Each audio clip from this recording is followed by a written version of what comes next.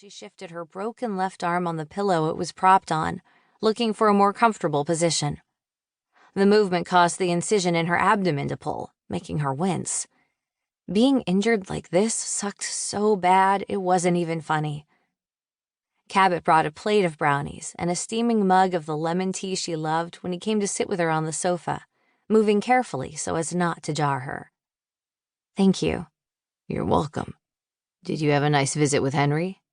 "I did." "The two of you were very cute when I came out of the office, and his head was resting on your leg as you ran your fingers through his hair."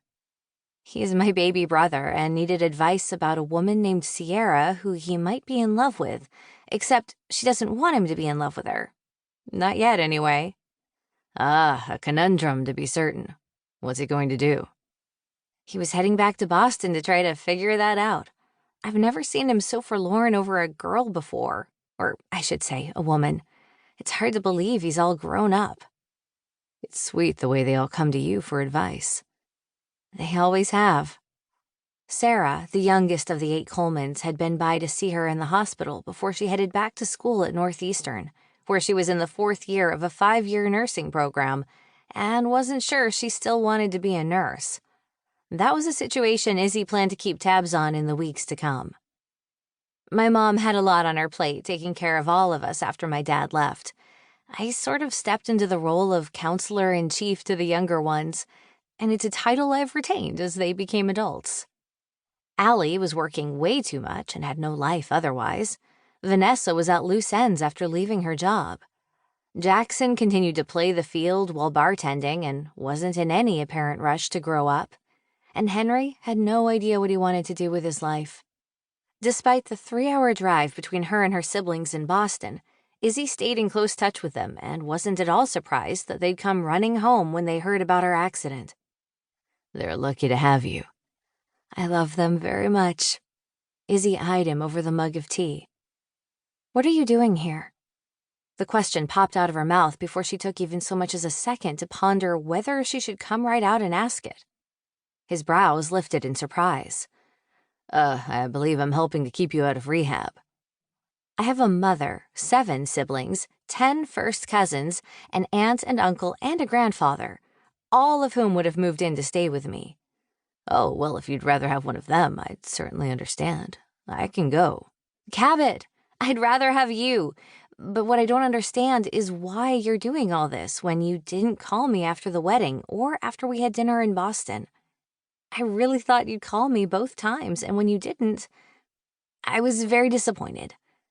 She'd waited days, during which family members had often been around, to have the chance to say those words.